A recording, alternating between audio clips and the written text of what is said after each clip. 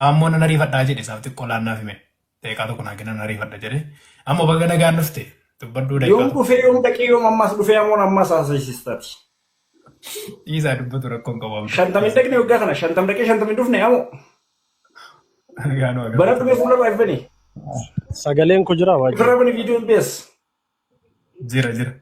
Ijoolleen rafaniiru mana hojii keessan jira. Ati maali duwwaajjii maal taphatta gamada maali si hurgufu jiran haadha maaltu sani dhufe funyoo maalirra jirta. Daqiiqaa tokko dubbadhu.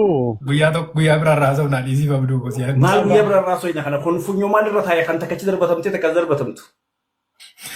Okay, daqiiqaa tokko dubbadha. Yoo waajjira. Isa dhiifama gaafata. Ati hafuura maaltu dhaqaa galatee ari'u jira mee isa naa himi.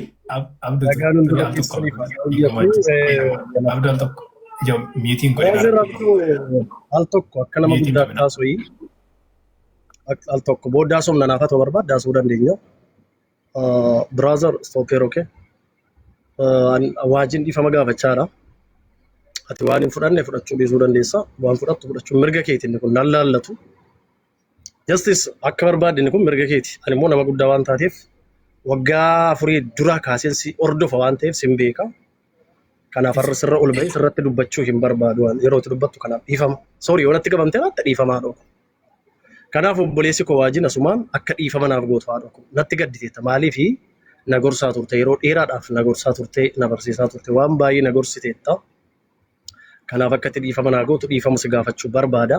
Akkuma kana waajii dabalatee garee wangeelaa hunda barsiisaa obsaatti dubbadheen ture. Barsiisaa obsaaf mooneeraa taaseera. Garee wangeelaa keessatti kanan deebi'ee qalbii diddiirratti nafe waan natti gaddanii jiraniifan Paaster Damee waamee qalbii diddiirradhe. Kanaafuu ani isaaniin dhiifaman gaafadha malee natti gaddanii jiru. Mana isaanii keessatti qalbii diddiirradheen haasoyin ture mooneeraatti illee guyyaa tokko yoo isinitti tolatee dhufeen garee wangeelaa dhiifama gaafadha jedheen ture. Garee wangeelaa dhufeen dhiifama gaafadhadhee waajitti mooneeraatti illee barsiisaa obsaatti illee min ture tolee barsiisaa obsaa tolee rakkoo qabu naan jedhee ture. Kanaaf hunda keessan garee wangeelaa walumaa gala garee wangeelaa dhiifama gaafachuun barbaada. Jechoota tokko dubbachaan ture waan ta'eef sammuun ilma namaa kun dogoggortuudha. Sammuun ilma namaa kuni bakka guguddaa sadiitti qoodamti. Sammuun ilma namaa kun dogoggortuudha. Kanaaf namni dogoggoraa miira kiyya to'achuu dadhabuurraa kan ka'e yeroo sanatti dogoggoree jechoota hin barbaachifne dubbadhee fayyisuu fi araara waaqayyoo guutummaatti utuu hin beekuun fayyisuuf araara waaqayyoo utuu hin beekuun fayyisuuf araara waaqayyoo kana ganee jechoota hin barbaachifne illee kan dhaloonni ittiin arraa waan baay'ee hojjetu dubbadheera. Isa kanaaf illee waaqayyoon uumaa koo gooftaa Yesuus Kiristoosiin araara gaafadheera. Yoo waaqayyo na gargaare lammataa akkan deebi'ee hin kufnetti nan dhaabbadha. Barumsallee as waldaa warra wangeelaatti qabamee jira Dubaayitti barachaan jira. Kaleessa sababii hojiidhaaf deemuu hin dandeenye har'a waldaa kan biraa deemeera.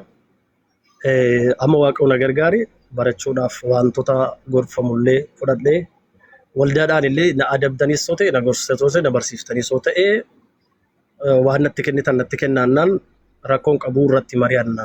Yoo si adabna ta'e si adabna yoo barsiifna ta'e si barsiifna naan jedhanii kaleessatti na waamanii turanii kaleessa akka carraa ta'e saatiidhaan hin galiin hin hafe hojiidhaa waan hin galleef dhaquu hin dandeenye dafee sagantaas waa xumuramuufi.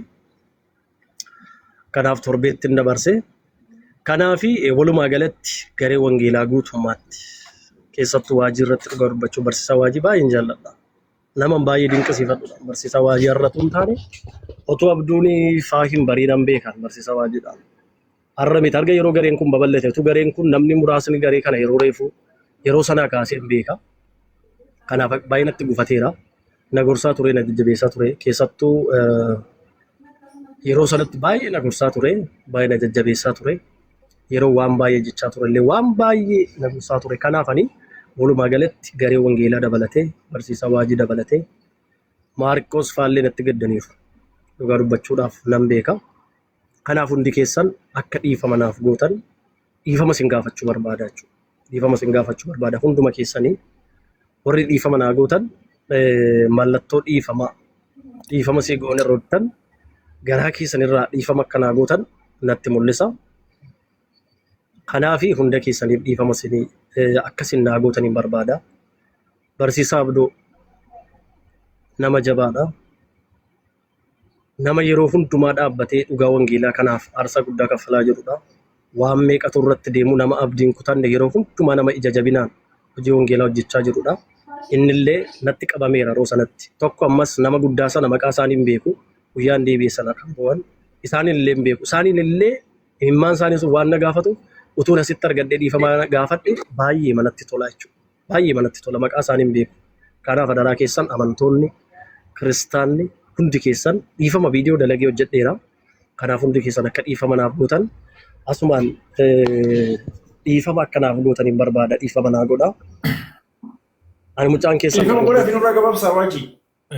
Balleessuu kiyyaaf dogoggora kiyyaaf dhiifama godhii fi gabaabsii yoo biraan dabarsee kan ni carraa. Sababis dhagee nama dhageehaa didu wanni dammaqsu hin jiru. Gurbattiin ifiif badii fi mure gurbaa akka kanaatti hojii yeroo gubuun isin irraan turre gurbaa kana wanni ifiin irraa jibbe maal beektaa? Isin bira dhufee akkasitti warra sana arrabsee ammas dhaqee isin arrabsi guyyaa hundumaa boqonnaa hin qabu sammuun kee nagaa hin qabaanne taayisee maaliif wallanamtu? Ani ammoo waa'ee fayyaa keetiitii yaadati waa'ee amantii jettanii waa'ee fayyaa sammuu keetiitii yaaddoo qaba. Naamusa godhadhu yookaan tana jiru irraa fi yookaan tana asirra gadi ta'e. Achis asis nama arrabsaa waan arrabsoon isaa daangaa darbe beektaa? Waji. Arrabsoonni Kiristoos irratti hin irratti isaasu daangaa darbe. Dhiifama na godha malee. Wanti kun naamusa godhachuu dura jira. Nagaan Waaqayyoo hunduma keessanii Marco, please koy Marco. Xiqqoo eeggadhu. Deeqaa tokko eegi Marco. Dhiifama wajjin Abduu. Sekeendii 5 qofa naa kenna Abduu keenya. Waan Abduun jechaa jiru amma nama hundaaf gala miti. Abduu nama asirraa dhimma jibba dhuunfaa qabaatee miti. Dhimmichatu dhimma lubbuuti dhimma wangeelaa kan Abduun dubbataa jira. Abduun lekkeettu badhaa hundi keessatti tasgabbaa'ee xiqqoo ishee. Ammoo si hubanna Abduu si hubanna Marco si laadhaa tura miti xiqqoo tasgabbaa'uun dura jira amma yeroo kana. Mi'a gabaabsinu akka kanaa goonume. Ammoo yaada kee xumurattee ta'ee yaada dubbii kana dheeressinu an akka kootti akka obboleessi tokko tan dhiifama siif godheera kanaan durayyuu. Jibba sirraan qabu jaalala guutuu sii qaba. Waan barbaaddetti yoo amanteeyyuu. Ana biraa dhibba keessaa dhibbatti dhiifama qabda. Yesuusuu kan kana caaluu naa dhiise. Ana biraa dhiifama qabdaa jechuudha. Xumurame naa jenne. Hunda caalaa garuu amantoonni akkasii bisee dhiifama qaba tokko tokko akka dhiifama siif godhanii amantii guutuun qaba. Tokko tokko miti kaatee dubbachuu yookiis jala taa'anii dubbachuu irraa sii dhiisanii irra abdii guutuun qaba. Hunda kan caalummaa maxxansa gochaa turte irra caalaatti kan Kiristoos wajjin wal qabatudha. Gooftaa keenya Yesuus Kiristoos. Inni sun waan ati jilbeenfattee yeroo dheeraa fudhattee Kiristoos inni dhiifama gaafachuu qabdudha malee nu miti. Akka namummaatti immoo nu dhiifama siif gooneerra isa Kiristoos wajjin immoo saajjiin xumuradhu inni immoo dhiifama siif haa godhu. Dubbii kana salphisnee sun xumurree haa dabarru ana biraa dhiifama qabda. Haa xumurru namoonni gashaattan ammas linseensiifnu Abduu an dhibba keessaa dhibba andirstaantii si godha. Sinu bal'aa. Laaltee waajji waan natti jechuu jiru kan Kiristoos wajjin allaallatu garuu amantoota salphisuu waldaa salphisuu dhaloota arrabsutti nama bobbihee nama addaggummaadhaan daangaa darbe kashalabbii hamaadha mucaan kun naamusa goosiisuutu nurra jira. Mucaan kun akkam ilaalta miti yoonii fi barbaachisaa ta'e karaa seerri biyya sanillee eeyyamuun nama naamusa ofirraa goosisuun barbaachisuudha. Islaama hanga mucaa kanaa Kiristoos hin arrabsee argeen beekan beekta. Annamuma Islaama ta'e hanga mucaa kanaa Kiristoos arrabsee argeen beekan garra. Islaamota hojii haasaa oolamii. Takkaas dhufa takkichi dhaqa ishee guddaa arrabsochi biraa asii guddaa arrabsoo biraa maaliif naamusa godhatee bakka tokko hin teenye. Amma wanti kun wanni naan dubbachuu jiru dhaloota kanarratti mooraalii maal fidu jira gurbaan kun. Waan sammuu dhalootaatiif hin eegganne waan sammuun isaa fayyaa qabdu natti hin fakkaatu gurbichi. Hogguu kiristiyaanota arrabsu hogguu dhaloota arrabsaa oolu. Dhaqee islaamaa sin arrabsan nuus ni arrabsa taraa wal jijjiiree maal nu fayyada nuti. Jireenya mataa isaa Kiristoos wajjin fixachuu mirga qaba. Garuu isinilleen ifirraa egaa waan akka kanaa wanni akka kanaa kashlabbee naamusa hin qabne naamusa jireenya hin qabnedha. Kana naamusa ofirraatti godhuutu isinirra jira. Sorry bakka kanuma. Yaa galatooma hubadheera yaada Abduu limee tura tasgabboofnu galatoome Abduu. Ilaali dhaamsa siif dhaamu ammoo hojiin deema jettee deeme malee dhaamsa siif dhaamutu jira. Ergaa dhuftee deebite qalbii jirratte asuma taa'ii. Tasgabbaa'i. Gama kan jararraa waa tokko hin dubbatin jireenya mataa keetii jiraadhu taa'ee barumsa baradhu. Waldaatti qaba miti. Waan tokko kan isaanirraa sin maxxansin gamaa gamanatti dubbachuun sin barbaachisu gama kan keenyarraas waa tokko maxxansite irraa dubbachuun sin barbaachisu. Cal jedhi jireenya kee jiraadhu dubbii Abduu immoo poozitiivii yaada qajeelaa ta'e nu badhaa. Osooti yaada kana xumurraa galatooma. Negatiivii yoo hubate barbaadu dhugaa siima yaada tokko hin qabu negatiivii yoo hubatu garuu akkamiin namni sammuun isaa fayyaa waan tokko eega dhiisee arrabsaa oola taa'ee amma bar isa ni taa'ee arrabsaa ooluu na dhibaani Kiristoos gituma hiriyyaa isaa godhee wantoota ni jechaa ture ani baay'een qaana islaama qixa saditti Kiristoosin arrabse takkaan garraa argeen beekon kuni nama naamusa jireenyaa maatiin hin guddisin ijoollee karaarraa ta'uu danda'a an dhiifama na godhi islaama keessaa namaan gasanii Kiristoos arrabse argeen beekon garra mata dureen dura jijjiirama jedhee ni abdu mata dureen dura jijjiirama jedheetanii kanaaf inni dura arraba kana qannoon ni bu'ee wanni kennan ni bu'ee kennaa deebisna. Sasa gurbicha arguun jibbee dhiifama na godha dhugaa kiyya ani jibbee eenyummaa isaa osoo hin ta'in arguun jibbee kuni waan borullee naman taane yoo inni arguuf jirtanii Abdusalaam maal jedhe naan jaa arra dubbii kana riikardi godhadhaa kaadha yoo mucaan kun boru nama ta'e Abdusalaam maal jedhe naan jaa yoo amantii tokkotti ni dhaabbate. Deeqaa tokko qofaa dubbadhu waajji. Dubbadhu Maarkoo siilaannaa garuu Maarkoo adeemsa siilaannaa dhiifama wajjini amma yaada Amon kaase xumurree amma wajjin asatti dhaamna isa kana guyyaa biraa dubbachuu dandeenya yaada sila irratti deebii yaada yoo qabaate jedha deeqaa tokko dubbadhu. Lakki ajandaa kanallee baay'ee ganama xiqqoo osoo gara waldaa deemaa jiruu sin hordofaa ture waa tokko argeetan xiqqoon gammanne sanuma sitti himuuf jechuun booddeetti deebi'uun barbaadu. Wanni nuti hin tolleesi nuti agasmarallee sibirallee dhufnu yoo dhufne immoo waa wayiif dhufna waan eebbaa waan waaqayyoo waan gaariif sibira dhufna malee akka nama guddaattis akka nama jabaattis ilaalla. Nama hundaaf illee ati baay'ee sodaatamaadha. Seexanaaf illee sodaatamaadha. Amantii kee illee kabachiista akka nama guddaattis ilaalla. Garuu bakka isinatti har'a argamtan sana gaafa naqee achitti gastiratti sin argu baay'ee saspiraayisin ta'e. Yeroo hin jedhu dubbiin kun kaleessa akkatti deemaa ture dabnee osoo qabbaneessuu baanne gaafa mucaan miliyoon dirribaa jedhamu hidhamu sana dhugaa dubbachuun nama baay'eetu giddu gidduutti gaaga'amaa ture. Isinis jechuudha akka nama waaqayyooti oromummaas haa ta'u akka dhala namaattis haa ta'u jettanii waa tokko tokko shaakalameera. Achis immoo lolli jabaan hagana hin jedhamne haga amantii walitti bu'uutti sadarkaa guddaarra ga'ee ture. Garuu har'a dubbiin galagaltoo ta'ee warri kaleessa mucaan kun hidhamu osoo hin taane achi mana hidhaa sana keessa jeefamuu qaba warri jedhu. Gaafa har'a dhufee sagalee ta'e dubbiin galagaltoo gaafa ta'u nuu galuu didee nutti bitaache jechuudha. Tokkoffaa ediitii goonaa waan sana ka jedhu waan isin ilaallatu hin qabu. Kan hidhame isa. Isaan akkamitti ediitii gochuun isa kan isaanii rakkina kan isaanii ustaazota bakkeetti dhiisanii isin achirratti goolii isinitti galchuuf gaafa waan akkasii godhan baay'ee ergadhee dadhabeenni yeroo sana. Akka malee nutti dhaga'ame jechuudha. Nama baay'ee illee isin komataa ture. Achirratti dubbii audiitii qarshii waan nama gargaaru sana duwwaa osoo hin taane gooliin lammaffaa isiitti dhaame immoo nama lamatu wal karakkaraa ture. Awwaleedhaa fi mucaan tokko dhimma raajii dhimma maali? Dhimmi raajii fi dhimmi dhoksaa Kiristoos. Kiristaanota duwwaa ilaallata malee horma gidduu dhattee teeksee achitti nama ofitti kofalchiisu waan akkasii sun baay'ee tokko ishee nu qabsaa ture jechuudha. Atillee daftee baatee anaan nagalchuu didan nan beeka likki isaa itti mufiin ture yeroo sana. Dafanii na buusa nagalchuu didanii Mubaarak Musammaa fa'aa teelaan boodiidhaan dhufanii isaan hin galchaa ture. Ergachaan ture jechuudha. Ani isin hin harcaasuuf hin ture gaaf sana waliin dhageessu ta'e. So lammata goolii akkasiin taphatina. Dhoksaa walii wajjin qabdan kiristaanni waan Kiristoos nu barsiise. Baafade.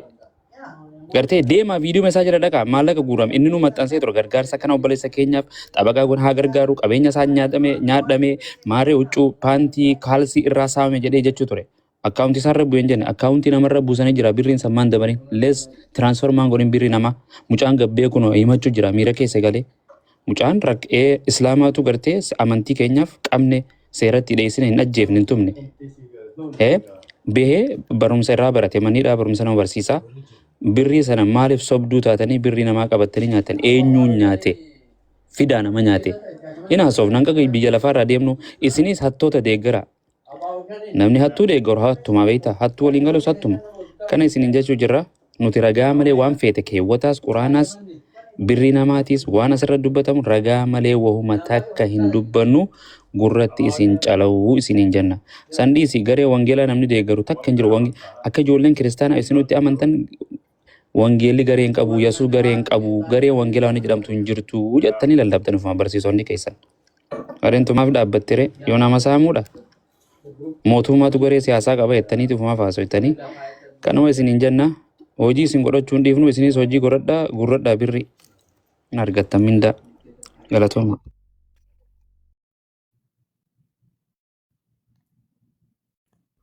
جزاكم الله خيرا أستاذ بارك الله فيكم دوغان جرتو كانوا بقى خلاص إيه نيجوا تأو أوكي مالك أنا ما هاتي تانا maallaqa namaa nyaate taanaan saaxilamuu qaba. Ayyoon maallaqa namaan waan akkasiin sii godha waan akkanaan sii godha akkanan godha jedhee namarraa fudhadhe saaxilamuu hin qabaan. Khalaas.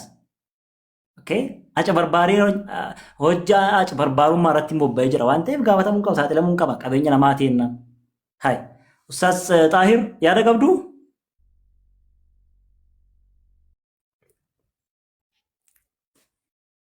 Bira jirtu? Okay. Amma Liiban yaada qabdaa?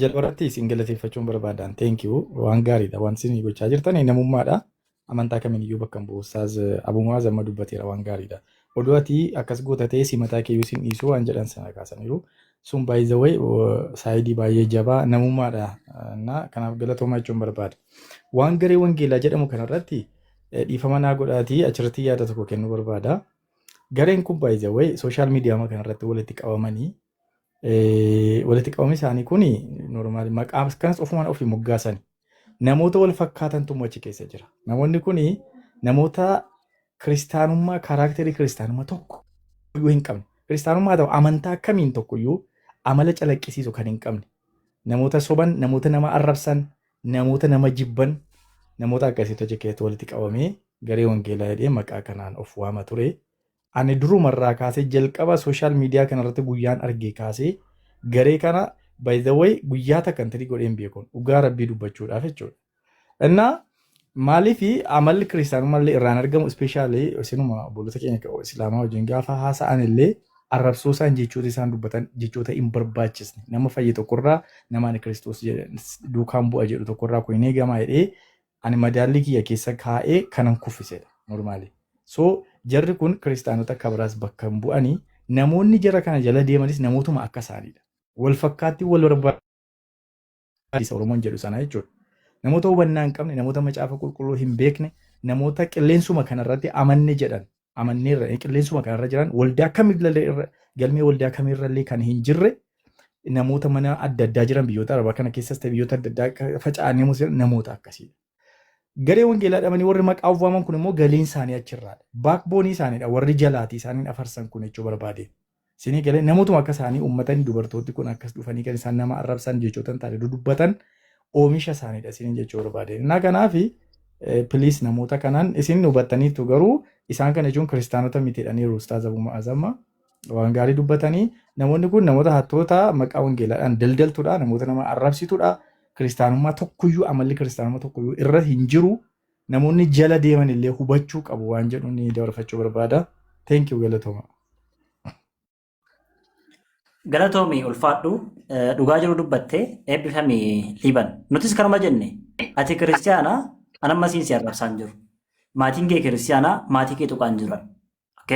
Sababni isaa jarri kun siin bakka hin bu'an maatii kee bakka hin bu'an amantaa kiristaanaas guutummaan guututti bakka hin bu'an kiristaanota illee guutuu bakka hin bu'an akkuma tamma jette kun warri garee maqaa kanaan baafate kun warra guruppii wa'iiti garee muraasa wa'iitu walit dhufee wal fakkaattiin wal barbaadde akkuma tamma jette garee muraasa wa'ii walit dhufee garee jaarrate ittiin maal gochaa jira amantaa arrabsaa jira bara akka kiristaanummaatti amantaan kiristaanummaatitu beeka.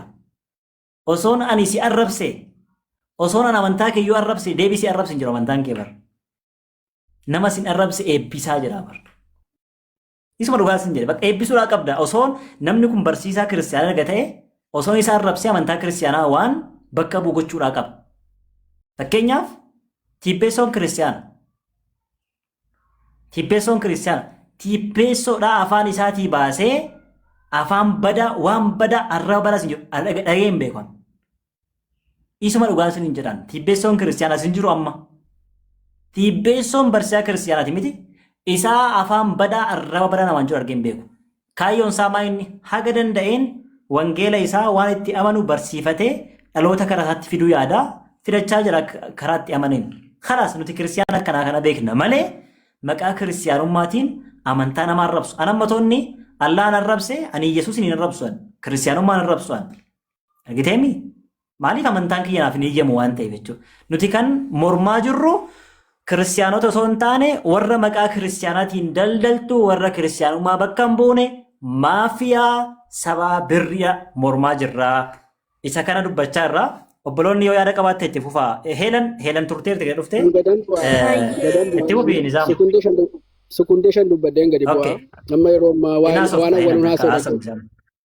waan awwal haasa'e dhageessanii jirtanii ragaa fidadhuu jedhe. Namni ragaa keessa taa'e birrii namaa yoo namni ragaa hin qabne birrii namaa guurame nyaatamuu hin qabu. Guyyaa sadii keessa qarshii 60,000 guurama jechuun jaarraa meeqaffaa keessa jirra yaa jira. Halkan tokko miti isaa tokko keessa kun guurama. Ragaa fidadhuu jedhe. Innoo mana hidhaa keessa taa'a guyyaa halkan sadiitti 60,000 guurame maal jechuudha kun? Maal jechuudha?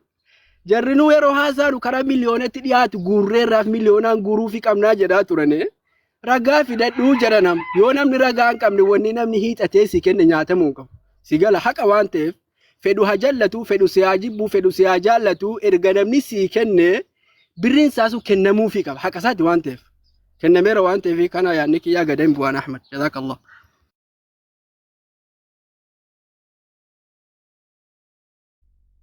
Jirta mootii irra jirta. Galatoomi jazaakallahu khayran. Amma riikardii warri yeroo sana gaafa isaan guuran riikardii warri qabdan nu qopheessaa. Barsiisaa Alii yoo qabaattan, Ibnuunis yoo qabaattan, Nizaamuun qopheessaa. Riikardii san nu qopheessaa, riikardii san barbaanna. Heelan itti fufi. Hayyee Ahmadi dhugaa dubbachuudhaaf eebbifamii namicha kana narree hin hordofu waanis dheen. Heelan Anas obboloota biroos keessaan akkamitti nageenya faraarra gooftaan keenya Yesuus Kiristoos kennu nama hundumaaf haa baay'atu. Koppiliin sheer riipostii taasisuudhaan obboloota keessan qaqqabsiisa. Dhimma obboleessa keenya miliyoon dirribaa ilaalchisee attam ta'e maalirra jira jettanii obboloonni yaafachaa jirtan. Obboleessi keenya miliyoon dirribaa nagaa isaati. Akkasumas kadhata keessan keessatti yeroo hundumaa akka isa yaadattan dhaamsa isinitti dhaammatee jira. Egaa yeroo darbee mana garee wangeelaatti mana kana irratti namummaa isaatiif obboleessi keenya gargaaramuu qaba. Biyya ormaa keessa jira. Bakka jiru kanatti waan baay'ee isa barbaachisa jennee waliif gallee obboleessa keenya bira qabeenya keessaniin dhaabbattanii turtan. Kanaaf illee obboleessi keenya miliyoon waaqayyoo isin haa eebbisu galatoomaa isiniin jedhee jira. Akkuma kanas obboloonni carraa argattan irratti hirmaatin dabalataanis obboleessa keenya bira qabeenya keessaniin dhaabbachuu kan barbaadan anas obboloota biroos keessaan akkamitti akka gargaartan iyyafachaa turtan. Egaa kanaaf jennee guyyaa irraatti haala isaa isiniif mijeessinee jira. Mana obboleessa keenya soolanitti ajalatti meeshaan isiniif nan godhe yookiis isiniif nan heera. Mana obboleessa keenya soolanitti galgala akka saayitii biyyaatti 2 walakkaa irraa kaafnee qabeenya keessanii obboleessa keessan miliyoon dirribaa gargaaruu waan dandeessaniif saayitii 2 walakkaa irraa kaasnee wal argina. Akkaawuntiinis waan jiruuf wal argina irraa hin hafinaa shir waliif godhaa galatooma. Nageenya faraarra gooftaan keenya Yesuus Kiristoos kennu nama. Buusa ustaaz amma viidiyoo kan inni kaasan qaaqni kun waan jiruuf ni kaasan. Viidicha ammoo iyyuu bu'uu qaba. Buusaatiniin amma ni kaasan. Amma kana kaasan deemaniitiin. Hayyee Ahmadi carraa naa kennamee dubbadhee bu'a. itti fufi eebbifamii Heelan. Hayyee galatoomi guddaa dhugaa dubbachuudhaaf ani amantaan kiyyarree pheenxee miti namicha kanas hin hordofu gisee amantaa keenya arrabsaa ture aayizoo sii jirra jechaani turani akkasuma amantaa keenyaa jedhee amantaa musliimaa tuqee argatee bahee mucaan irree isirraa'ee bahee galata waaqayyoo. Gini maalan asirratti dinqifachuu barbaade seete Ahmad Yesuus Kiristoos kana hin barsiisu wangeelli kana hin ajaju akkasumallee Yesuus hoomire gaasinna bitaa kennaa jedhee kanarratti ragaadhaan dubbachuu gatiif guddaa galatoomii eebbifamii waan biraa harka keessaa hin qabu kanaan si dinqifadhee eebbifamii guddaa isaa galatoomii amantii waliin qabatu waan jetteefi jiraadhu itti fufi. Eebbifamii galatarraa fi Heelan. Okay, nuti dhugaa deeggarra malee hannan deeggarru, soba deeggarru, hattootalee deeggarru. Garee kamuu keessaa jiraattu. Mana amantaa kamuu keessaa jiraattu hattuu deeggarru nuti. Sobduu aca barbaarii awwanaa baajii deeggarru nuti. Ibnu yaada yoo qabaatte itti fufi itti fufa. Xiqqameen hin tura boodarran dubbadhaan nama biraa dubbisi. Okay, mamme yaada qabdaa? kiristaanota galcheetiniin namni yaada qabata. Yaa kiristiyaanonni yaa seenaa kiristiyaanonni kiristiyaanonni. kiristaanota fa'aa yoo jiraatan galchaadha. Amma kiristaanonni seenanitti wallaahi tokkoffaa irratti akka inni dogongora keessa jiru yookaan immoo akka inni wangeela bakka hin buune yookaan immoo akka inni barsiisotaa fi waan dhimma amantii bakka hin buune jarri illeen irra gan jechuudha. Warra haqa isa hordofanii malee. Tokkoffaa irratti wanni isin beekuu qabdan maallaqa tiktookii ka bitateeyyuu hin kafalleef. Abbaan Abdulloota birri meeqa irratti hafee birri san anuu hin kafala jedheeti iyyafataa ture jechuudha. Sanuu ka silaa miskiina sanii abbaan Abdullootaa fa'aa silaa walitti guuranii kafalaniif hisaaba irratti hafee himuu didee akkasitti miskiina sanuu jala nyaate jechuudha maallaqa. Ufii kafaluun haa ta'u. Iyaas nuti qabadhu. Iyaas nuti qabadhu. Ufii kafaluun haa ta'u ka silaa namnuu irraa kafalu haqa miskiinaa jechuudha. Tamiiloo rakkoo qabdu miskiina harkaan lafarra deemu jala nyaate jechuudha maallaqa san jechuudha. Haqa isaa TikTok asirraa bitadha jedheeni ammatti maallaqa hin qabu jedheeni TikTok akkasumatti irraa fudhatee akkasumatti dhoorgatee jalaa fudhate jechuudha. Tokko. Inni miiliyoon kun immootu isa lammataati jechuudha. Kuni maal bakka maalidha? Ilaalchi isaa ilaalcha bakka fedha lubbuu fi waan itti garaagaraa haasa'ee wanta garaagaraa beekamtii garaagaraa argatee maqaa wangeelaatiin maqaa amantiitiin waan garaagaraa walitti buusee waan garaagaraa as keessatti jidduu kanatti daldalatu nagadatu waan akkasiiti ilaalchi isaa waan akkasiiti malee waan amantiillee walitti bu'uun qabu jarrillee yoo ka jala girrisan taate warrummaan haga jala girrisanii namni muraasni wayi guruppii isaa yoo taate malee kana namni nama sirnaa godhee waan nan jedhu jechuudha hattuudha hattuu waan taateef hattuun immootu akkaataa itti ofirraa rooggan abbatu beeka qaama wayii bakka hin bu'u amantii bakka hin bu'u akkasimi kun immootu ragaan isaa ifa galaadha jarrilleen ragaa bayaniif Iliyaasin kun musliima ragaa malee duudanii nama hamachuu nama isin irratti cubboon ta'u ragaa qabdanii ina manne seenaa muutii qabdu inni fudhachuu isaa ragaa qabdu Maamee dubbisaa fayyadu. TikTokin sun keessaa akka hin taane Ahmad dubbachuuf dubbadhu Ahmad. amma birrii miliyoonii Itti buuf. birrii miliyoonii isa Dubbadhu rakkoon qabu. birrii miliyoonii isa fudhatee yennaa ittan kana Ooyi atamma seenaa. birrii miliyoonaa gama Seenaati akka galee kiristiyaana hagam miti. akka inni fudhatee maalitti beektan isin? Seenaa kiristiyaana ragaa miti ati. fidaa kaa ragaa malee maa dubbattan Mee amma waan biraa dhiisi ati kiristiyaanaa min jedhe. kiristaana kiristaanummaa kiyyatti maal kiristaana ta'uu kiristaana ta'uu baadhu Galatoomi. Galatoomi qoy galatoomi takkaa tasgabboofnee haasofna. Nuti gareen kun garee maafiyaa sabaa birriitii jenneetu itti moggaasne jirra. Sababni isaas gareen kun kiristiyaanummaa bakka hin bu'u. Gurbaan waajiin kunis gurbaa hannaan shakkameedha. Haqqii namaatu irra jira. Haqqii miskiinaatu irra jira. Gurbaan joon kunis birrii 70,000 nyaatee jira. Kanaafuu 70,000 jechuun sabaa birriidha. So garee maafiyaa sabaa birrii jennee ragaa irratti hundoofnee irratti haasaa jirra. Garee maafiyaa kan hin deeggartaa sin jechaarra. ani wanta hin deeggarreef wanta hin deeggaru tokko ragaa malee wanti nama deeggarsiisu wanti nama hin deeggarsiisne hin jiru. Ragaa baafadhaati ragaa keessa saniin dubbadhaa malee ragaa malee nama tokko baqaa balleessidhaanii hattuudha gaafa jettuun ittiin gaafatamtu ati. Asirratti Ragaa reefuu baafnee dhaggeeffachiisaa turre. Dhaggeeffachiiftanii maamee itti buuf. Ragaa afaanii Seenaa qoy. amma fakkeenya namni tokko gaafa waa Eshi gaafii gaafatte qoy. namaaf galchu risiitii qaba. Gaafii gaafatte qoy. Risiitiin sun waajjirratti galee waajjirni isin dhoowwate. Gaafii gaafatte qoy. Tokkoffaa irratti TikTok san gurbaa jalaa fuudhee gurbaa harkaan miilan qabne kan gurbaa lafarra shorroqu jechuudha. Atillee hin beekta jalaa fuudheeti. Wallaahi abbaan Abdulloota afaan birrii meeqa jedhanii gaafataa turan jechuudha. Birrii sanuu dhoysee kan silaa jarru irraa kafalu. TikTokin sun akka isaan ta'in hin beektamee atu akka inni nama jalaa fudhate.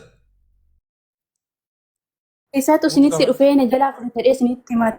Booyaa ture mucayyoon obboleettiin isaa gammachuutti booyaa ture. Viidiyoo si agarsiisuu hin danda'amu mucayyoon haga amma bootti akkatti mimmaan xururrattee jechuudha. Booyaa ture mucaan. Isin dura birrii Sumaayyaa Tasfaayee hatte sanii Sumaayyaa hambootii deebisaati kan maqaa balleessirratti itti tarkaanfatan gaafa warra kiristaanaa hin jabaatina. Sumaayyaa Hattuu garee hattuu deeggartu. Badi asii. Waa'ee Sumayyaa isaan jirra. Hanna ishee dhoksuudha. Warri kun beektaa warra hattuu deeggartuudha beektaa? Hattuu deeggarti jedhu Okay. hattuu maal? Ilmoon hattuu jala Hattuutu deeggara. Hattuutu deeggara.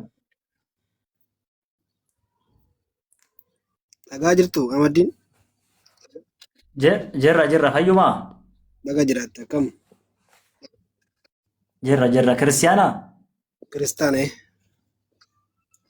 Pheenxee moo ortodoksii? kiristaana Kiristiyaana kam? Kiristoos 60 moo 81? Kiristoos duukaa kan bu'edha. Obboleessa koo macaafa 60 moo 81 amanta? Kiristaana Kiristoos duukaa kan bu'edha sin jedhe bara Yesuus duukaa kan bu'edha. Macaafa si gaafachaa jira afaan Oromoon haasa'aa jira. Amma waa'ee Macaafa macaafa 66 moo 81 fudhattaa sin jedhe. 66 fudhadha. 81 fudhattuumi? Itti fufi ayyaada kee. Eeshi gaafii keessa maali naan gale gaafitti. Waajjii maa akkana maa ol baaftane of dubbatti maa waltasite. Okay, gareen kun garee maafiyaa sabaa birriidhaa jenna. Eeshi Maal jettaati? rakkinni hoo maali? Garee makaana Yesuusin hin beekne, garee makaana Yesuus irraa, qaala hiyoot irraa, laayisensii hin qabne as deebi.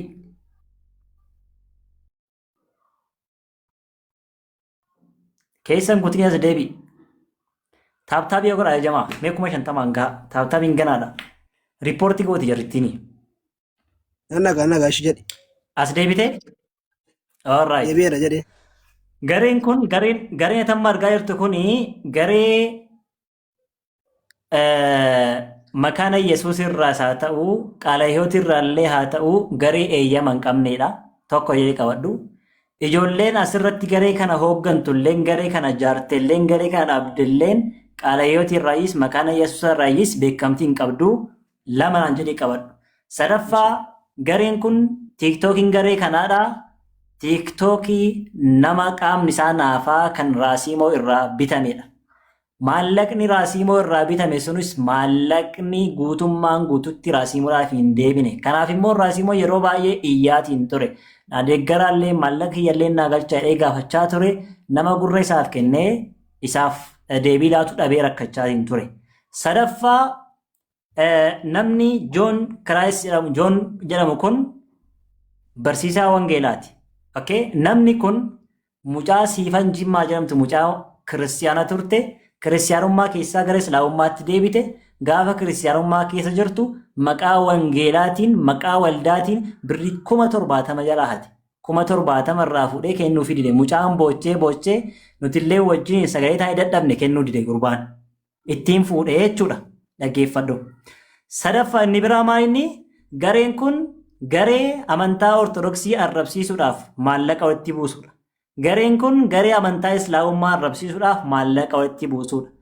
Gareen kun garee shororkeessummaa labsuudha. Gareen kun garee maqaa kiristoosiin ijaaramee kiristoosiin gurguratedha. Gareen kun garee maqaa hoolaatiin ijaaramee yeeyyii ta'ee hoolota nyaatee fixaa jirudha. Kanaafuu gareen kun garee kiristiyaana bakka bu'u miti. Kiristiyaanonni qalbii gaarii qabdan, kiristiyaanonni sammuun keessan sammuu bilisa ta'e qabdan garee maafiyaa sabaa birrii garee hannaa fi soba irratti ijaarame kana balaaleffachuudhaa qabdu, mormuudhaa qabdu. Gareen kun garee liqii namaa irra jirtudha jechaa jirra. Yaada keetti fufi. Amaddiin gaafee si gaafadhu baay'ee turuu barbaanne hojiin qaba waan ta'eef gaafee si gaafadhu si. Yaada hin qabdu ayyee gaafadhu. Qaba yaades qaba waan ta'eef ati hojjetaa maal gati? Ani wangeelan barsiisa. Wangeela barsiisa. Dhaadhamaa ushettee waa'ee namaa keessaa baatee waa'ee wangeelaan barsiifne dheeti. Dhaloota wangeela dabsu dhaloota kiristoosiin gurguratu gaafa argu akkamitti ta'an. Maal jechuun adama ragaasaa guutummaa qabda ofitti amma inni kana balleessuu isaatii fi fakkeenya amma namni tokko cubbuu hojjeteef ani cubbuu abbaasanii akka ittiin gaafatamne beektaati. Obboleessoo kan jechaa jirru dhaloota dammaqsaa jirra. Dhaloonni garee kanaan saamamuu qabu. yaada koo na fixadha Dhaggeeffadhu. Eski kwa Dhaloonni Ahmed. dhaggeeffadhu Eliyaas. yaada koo fixadhe si yaadeef ta'a. Eski Ahmed Elias. Dhaloonni Elias. garee kanaan saamamuu hin qabu jechaa jira nuti. Kiristiyaanonni miskiinni kiristiyaanonni dhugaa garee kanaan saamamuu hin qabu jechaa jira nuti. Laala maddii jechi kee sirriidha bar jechi kee banta kaa'umne jechi kee sirriidha. Anamma tokkoffaa inni kana hojjechuu baate guutummaa yaada isaa hin beeku. Maaliif tokkoffaa inni kana guutummaa kan balleesse sana dhuguma itti gaafatama mataa isaati. Garuuyyuu yoo dhugumaan gochaa isaa malee fuudhanii maqaa kanarra keessan itti gaafatamaa siidha jechuudha. Yoo ati fakkeenyaa barsiisaa wangeelaas ta'ii barsiisaa quraanaatis ta'ii ati kasirraa eegamu ofii keetii bichaa qulqullummaan jiraachuudha. Maalidhaa fi namni kun dongoretti dongora isaa duukaa hin buutu yoo danda'e yoo minaalbaata dandeettii qabaattee dandeettii xiqqaa qabaattee nama kanatti itti hiixxee raawwattee gorsitee waan akkanaa gubbaa artettee deebisuu qabda malee onlaayinii gubbaatti an beetta baranitti beetta kanan xiinxalleetu yaadee bira godhame beetta. Nam tokko balleessee gara miidiyaatti ol baasuu baanne yaada baasan jechuudha. Elias, no, Elias, Ahmedin beektaati kanaan dura mana kana beektaa? Jechuun seenetis beeka jechuun gaafii gaafatamee beeku malee seenetis beeka. Beektaa isa maa irratti kan hojjetu beektaa? Akkam? Ahmed Bartii. No, isa beektaa personaalii yookiin mana kana galtee beektaa hojii yookiin hojii isaa yookiin isa hin beektaa? Gaafataan jira barani barsiisaa wangeelaa ta'e barsiisaa quraanaa ta'e addaan hin beeku siin jedhe barani Ahmedin amman. Baqa hin beektu taanaan akkamiin seete amma wanni asaamaa jiru yashee garee wangeelaa garee jedhamu sana beektaa miidiyaa kanarra sooshaal miidiyaa kanarra. Beektaa. Okay, sirriitti beektanii garee sana.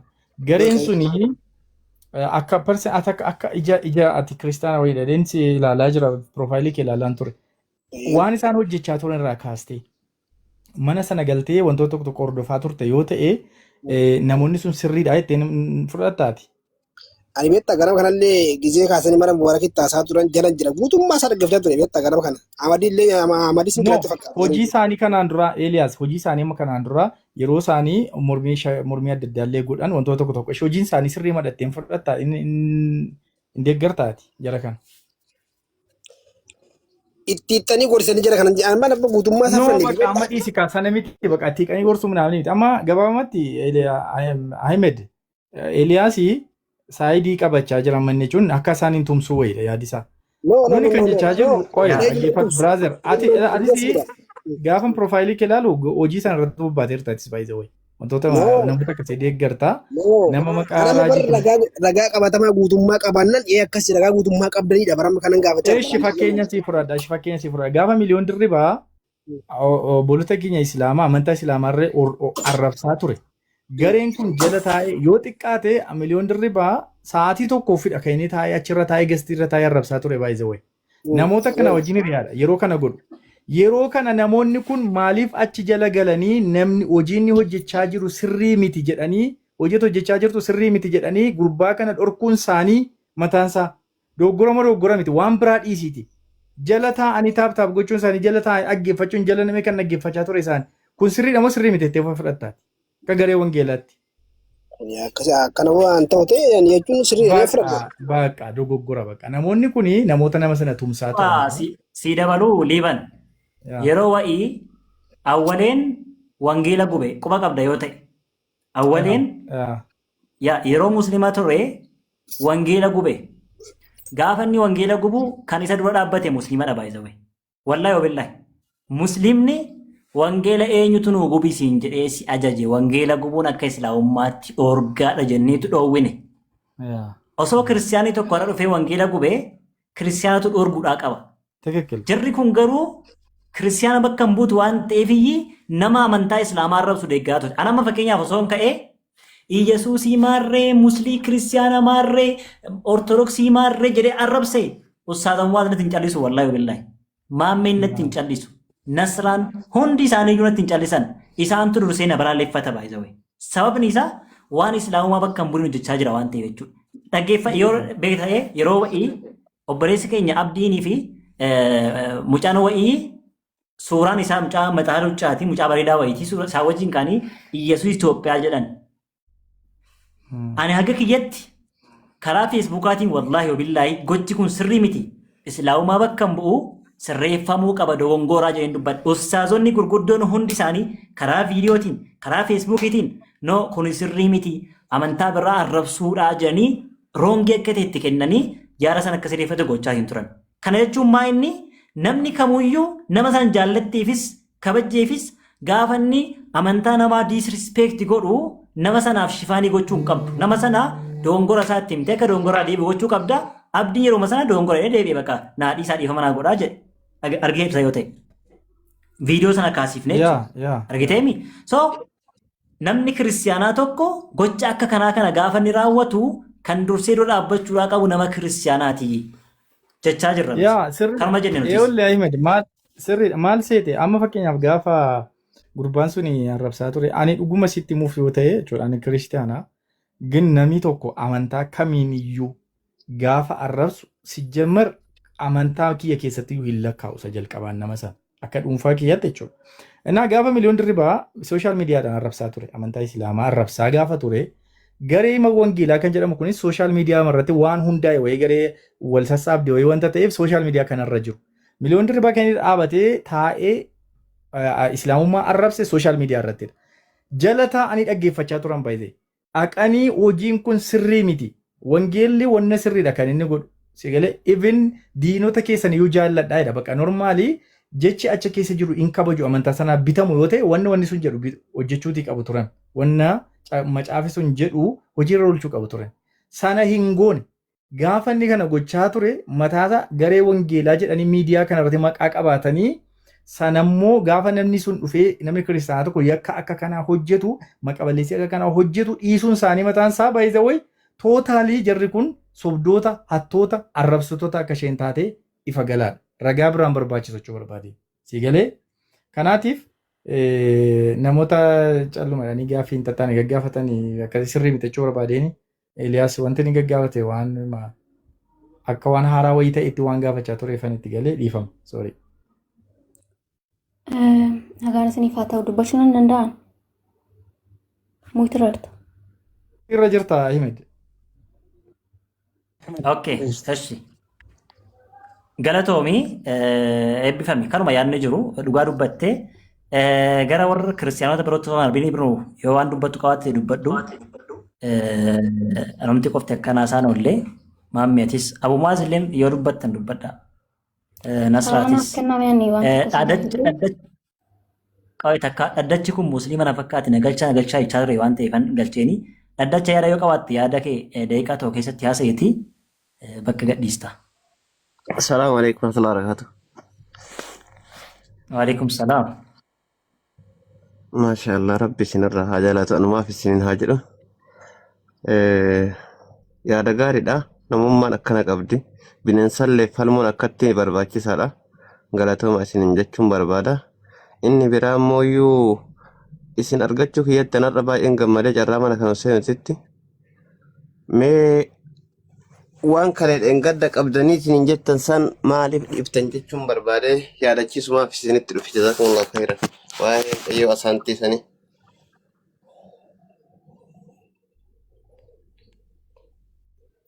Okay. Waa'ee asaantii ani turre sitti waa'ee yeroo biraa ta'u sun yeroo biraa haasofna amma ajandaa biraarra jirra waan ta'eef ajandaa jiru akka xiqqoo hin taaneef inshaallah. Okay. Ani hin beeku waan ta'e iyyuu hin beeku amma hin danda'u deeggareetu waan bayanii qubas hin qabu. Seera namni kun maaliif birrii walitti qabeen galchine isaa namaaf. Yaa. Haqaaniyyuu ta'u baattu birrii miliyoonni takka walitti qaban jechuu dhageenyeetiin hin jiru. Yeroo isin guurtanis gurraan isin dhageenye gurraan dhageenye ijaan arguutiin hin turre. Yaa miliyoona tokko qofaa miti ibnu miliyoona tokko oli. Kan nuti gurraan dhageenye dubbachuutti hin jira kan keessan isin kennan sana caala. Amma meeqa jedhanii dubbatu jiran. Amma maallaqa muraasa dhanii bar 100 kayyuun guuttu kan gurbaa ta'e.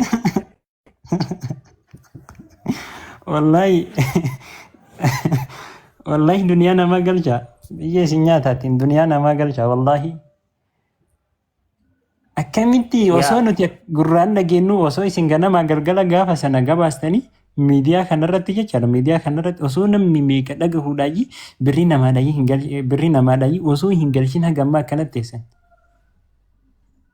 Mucaan wallaahi ani rakkadhee waan ta'u dhabee uffata ofirraa qabu kana wallaahi namatti Ameerikaadha naa bite jechaa ture. Namatti Ameerikaadha naa bite jechaa ture. Wallaahi waan jedhu dhabee mucichi jechuudha. Hin qaanfattanii xiqqishuu mallee amantaadhaaf hin gurreetin shuuf. Amantaadhaaf hin gurre namummaadhaaf gurree jettan. Namummaa isaa yaadne. Erga namummaa isaa yaaddan mucaan waan ittiin qayyaratu dhabe uffata. Birrii miliyoona tokko ol gurtan. Eessa keessan? Namummaa balleessitamu. Namummaa ammootiyyuu sirreessitan. Wallaahi galchaa. Birrii mucaadhaayii galchaa. Isaaf gurtanii miti. Birriin takka keessatti hafuu hin qabdu. Birriin takka isin biratti hafuu hin qabdu baasuu jechuudha. Carraan dubbachuu jira. Siif kennina. Miliyoona tokko jettee miliyooniif jettaniitiin walitti gurtan. Walitti qabdan. Sagantaa godhattanii paastaroota maalii jettanii garee wangeelaa kan jedhamu guuraatiin hin turtan. Inumaayyuu gaafa inni namootaayyuu gaastirra miliyoonni inni fudhate takka jiru gaafa gaastirra mana murtiitti dhihaateetiin namooti viidiyoo as bahee warri leenca keessaa qabdan makiinaa jettan sana malee giiftii gaafa sana fudhate malee hin furanne miliyoon birrii takka sumuna takka isin irraa hin furanne.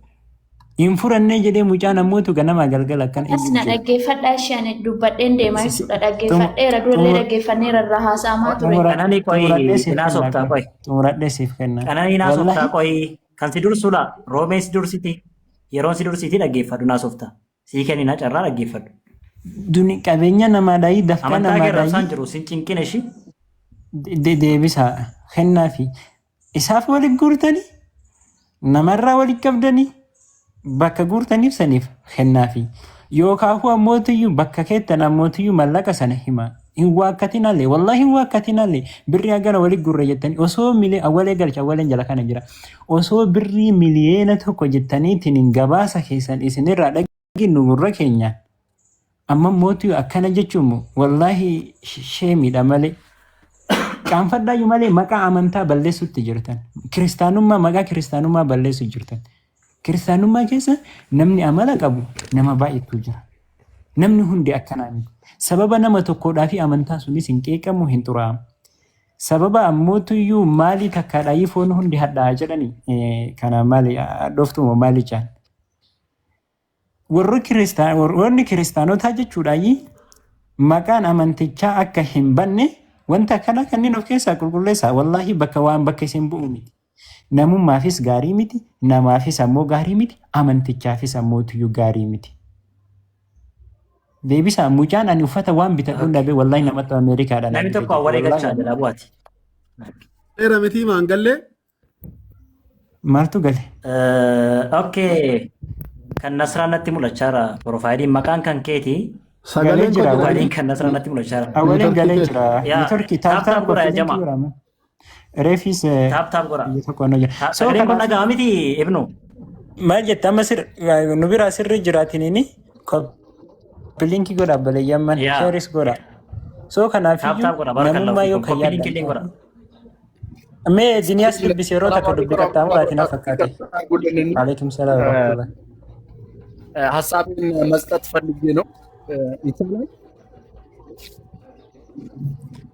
Nu Oromeessa rakkoon qabu. Al-Oromeessim. Just I went to reflect. Alattu toroggoma. Go ahead. Yeah, just translate for them. No Oromesa. For sure, we don't collect money just to support the one who insult others' religion, right? Our religion teaches us principle and discipline of life, alhamdulillah, right? The messenger of Allah, may Allah's peace and mercy be upon him, sent with a perfect manner and to perfect manner of others. وَإِنَّكَ لَعَلَى خُلُقٍ عَظِيمٍ said to him, concerning him, Allah the Almighty, right? So, the one who insults others just is not behaving like a Muslims. We don't agree. We don't support. As a human, just we don't stand on the side of thief, robber, right? Because, so, what I want to say, just give him the money that collect by the name of this rude boy. He used to insult Islam, Prophet Muhammad sallallahu alaihi wasallam, and the Quran, right? For sure, we love our religion, Islam. We love Prophet Muhammad sallallahu alaihi wasallam more than anything else. I sacrifice my life for him. He the one who suffered just to take these people, to take these worldly people from the Jahiliyyah to the light of Islam. The one who suffered, right? So I'm not once. Let me finish, bro. Once, hang on once. Again, once. Galatoomaati yaada keessan amma Ingiliffaan dubbattanii afaan Oromootti nu hiikaa hin dhaggeeffannaa guyyaan irraa wanti irraa haasaa jirru wanti haasaa jirru waa'ee garee maafiyaa sabaa birrii irraa haasaa jirra waan ta'eef kanarratti faarfataa waleelleen dhufee nu keessa jiru faarfataa waleen diiteelii waa'ee garee maafiyaa kanaa yoo quba qabaatte garee maafiyaa kana keessa jirtamoo takka hin jirtu kan jiru illee guyyaan itti baafnu guyyaa irraati waan ta'eef amma gaafina si gaafadhu awwalee maallaqni maqaa obboleessa keenya miliyoon dirribaatiin walitti guurame maallaqa meeqadha? Thank you so much. Duraan dursee miliyoon dirribaa obboleessa keessan ta'uun baay'ee na gammachiisa. Nun kaadinaa booddee anatti tola. Obboleessa keenya sabummaati. Saba keenya sabummaan obboleessa keenya. Namatti tola. Kun namatti tola. Nama gammachiisa. Siyagaluu akka dhaggeeffadhu. Quraana keessaa maal jedha? Quraana keessatti wa ilaa thamuuda akhaahum jedha. ولقد أرسلنا نوحا إلى قومه أكما كان لين قرآن كيس سورة شعراء كيستي تكالي فما أخاهم شعيبا يا وإلى مدين أخاهم شعيبا جر قال مدين تجديرو أخاهم شعيبا أبريسي ساني شعيب قاف جدو أبلوما أمنتامتي أبلوما قسوماتي أبلوما سبوماتي أما مليون مسلمامتي جس آتي كانت garuu obboleessa keenya Oromooti. Isa kana sin jechaa irraatilleen Oromummaa keessatti obboleessa keenya itti fufi. Siifaa galte isheen kun. Okay, galatoomaa Ustaaz Ahmad. An hunda keessanuu baay'een kabaja, baay'een jaalladha. Nama hundi keessanuu ilmoo namaati. Adeemsi keessan baay'een natti tola. Sababni isaa deemtanii of rukutuun keessan hin oolu waan ta'eefi. Gareen shaadaa maallaqa sumayyaa tasfaayetuun deebisin maallaqa miliyoon falmuun inneenya isin dhugaa dubbadhaga isa duraarraa kaasna kaayoo dubbachuu ta'e gaafiinsi gaafadhe dhaggeeffadhu jalqaba nan deebisa kana gaafiinsi gaafadhe deebisi dhaggeeffadhu gaafiinsi gaafadhe deebisiiti waa'ee mata duree waa'ee biraa keessanii barbaadde yeroo biraatti niitorkii qabaa jira koppiliinkii godhaafi amantoonnis koppiliinkii godhaa ijoolleen islaamaas koppiliinkii godhaafi niitorkii nagadhiisuuni. Hundi keessan koppiliinkii godhaa yeroo namni dhugaa. Sagaleen kun dhagaamu Diinayaas? Dhagaamaa jira. Sagaleen kan kee isa qabee jira. Obboleesso urkus manfas ante ውስጥ ነው ያለው አናፉራ ቁልቁልና keessa jira. Iyyi bay afurri awwalee bilbila awwalee qabee iyyee keessaa ba'u maqaa waaqa isa jiraataa isa duuneetiin. Okay, awwalee dhaggeeffadhu. Amma kan jenne yaa wanti haasaa jirru atii fi gareen maafiyaan sabaa birriin kun firooma moo diinoma irraa qabdu? Garee maafiyaa waan jedhamu hin beeku. Garee maafiyaa yoo jiraate anis nama balaaleffatu. Garee maafiyaa 120 qofan beeka. Kanaan ala garee maafiyaa jedhamu hin beeku. Garee maafiyaa gaafan bareen dubbadhaan garee maafiyaan beekuun qabu. Garuu akka haqa namaa baasuudha amma sadarkaa Abu Muwaazitti wal geessanii as jirtan kun na gammachiiseera. Kanaaf dhaga'ikaa.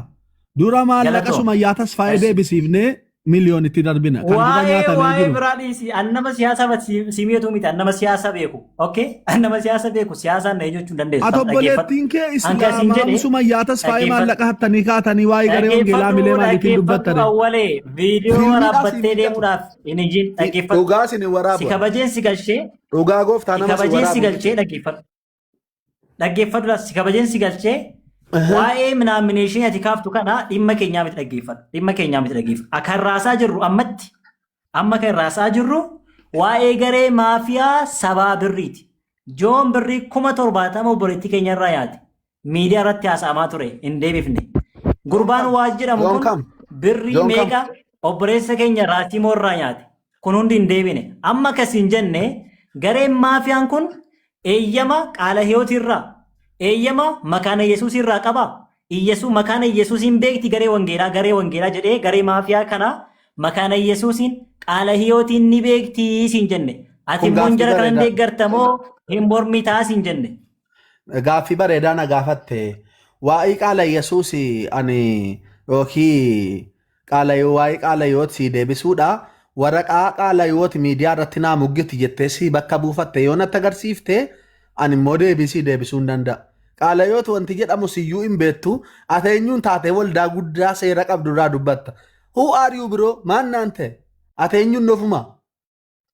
Ati eenyuun kan kiristaana bakka buutee dubbattu obboleesso tokko kan inni lammaffaan maallaqa obboleettiin kee garee shaadaa keessa jirtu sumayyaa amboo nyaatamte tuun deebisiin amilee maaliitiin gareen shaadaa waa'ee garee wangeelaa dubbata. Akkamitti hattuu waa'ee nama qulqulluu dubbataadhaam gaaffiin koo dhagaan jira.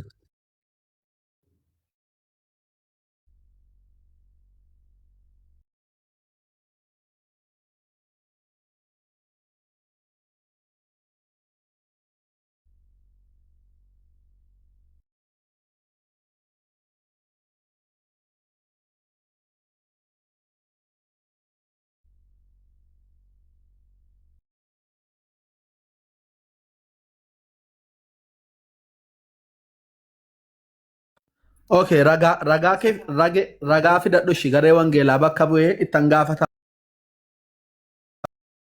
Waan walitti qabame waan kennameef waan nyaatamee ragaa fidadhu. Dhaggeeffadhu. Birrii walitti qabaatiin hin turtan sana ni waaqattamoo ni amanta ni eessa akka keessan sana bicha dubbadhu. Waa'ee nama dhuunfaa asirratti dubbattee jennaaniin qat gooteetiin gabbuutu. Obboleeyyan manni rakkoo godhatutti jira. Taaptaap koppilinkii godha. Nama hedduu as keessa jirtan waan ta'eef Sila koppilinkii godhaa mana jennaan haasaa dabarsaa jira naan jettani koppilinkii godhaa jedhee anoo dura isinitti meera. Sitti himeen jira. Waa'ee nama dhuunfaa tokko asirra dubbannaan hin Aboo gadiin si dhiiraan buusa. haasaa jira namichi inni sun meezin medhiin maal jedhama islaam moo maal ibnuudhaan haasaadhaati callisimee bannaati. Al tokko atis na eegi qoy al tokko mute godha ni deebista walitti qabdeetti yaaduma wal fakkaataadha. Kan siin jedhani dhaggeeffadhu waan gaafatamte qaamuma walitti dhufee miidiyaa kanarratti maallaqa walitti qabe kanayyuu qaamni beeku jiraayi.